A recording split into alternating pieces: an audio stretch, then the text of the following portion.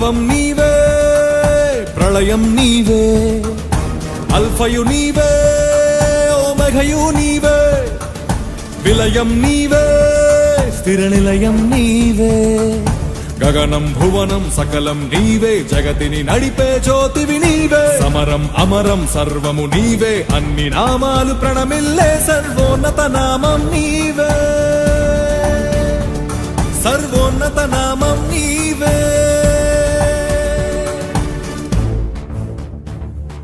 సర్వలోక న్యాయాధిపతి, సర్వలోక న్యాయాధిపతి, సర్వలోక న్యాయాధిపతి, సర్వలోక న్యాయాధిపతి,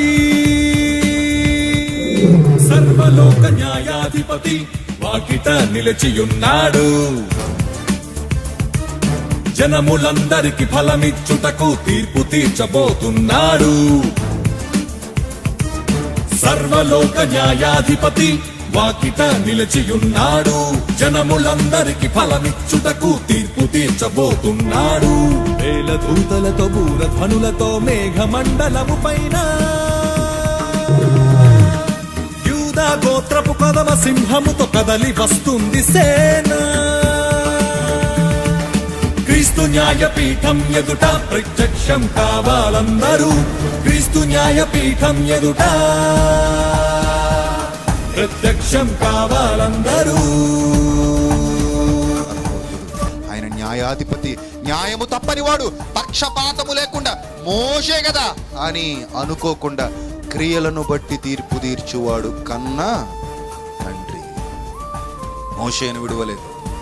మరి దావీదు అతని ఇష్టానుసారుడైన మనుష్యుడు. దావీదు దేవుని ఇష్టానుసారుడైన మనుష్యుడు, దేవుని చిత్తం ఎరిగినవాడు.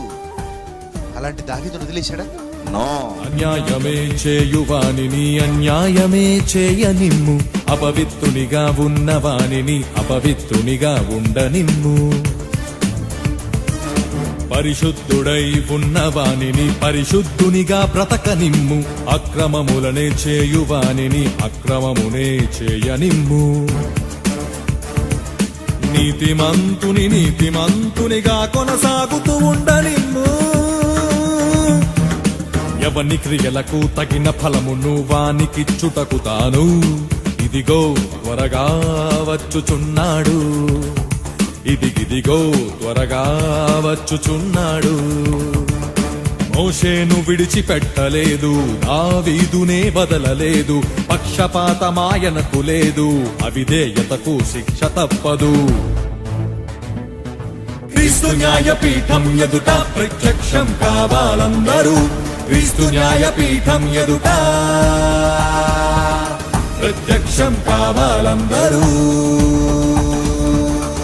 లోకంలో అవకాశం ఉంది కదా అని ఏది పడితే అది తీసేసుకోకుండా, దేన్ని పడితే దాన్ని వినియోగించేసుకోకుండా, ఎక్కడ పడితే అక్కడ ఎలా పడితే అలా మారిపోకుండా దేవునికి భయపడి న్యాయముగా నడుచుకుంటూ ఆయన చూస్తున్నాడు. ఆయన మనల్ని లెక్కడుగుతాడు, ఆయన మనల్ని ప్రశ్నిస్తాడు. ఆయన అడిగే ప్రశ్నలకు సమాధానం చెప్పుకోగలిగే కెపాసిటీ నాకుందా లేదా?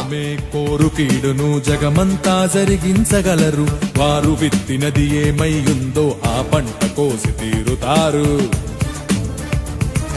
స్వాతంత్రమే వారికున్నదని స్వచిత్తమును స్థాపించినారు, దైవ చిత్తముకు వ్యతిరేకులుగా దుష్కార్యములను చేయువారు.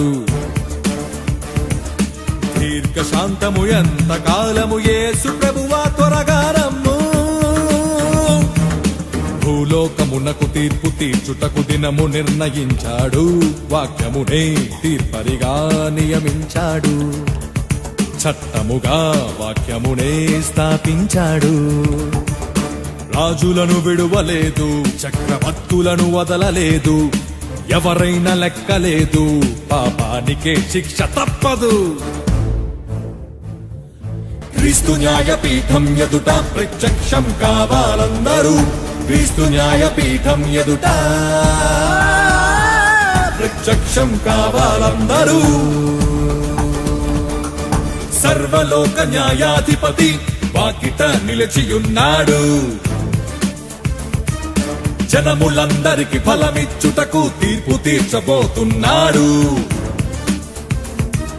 సర్వలోక న్యాయాధిపతి వాకిట నిలిచియున్నాడు. జనములందరికి ఫలమిచ్చుటకు తీర్పు తీర్చబోతున్నాడు.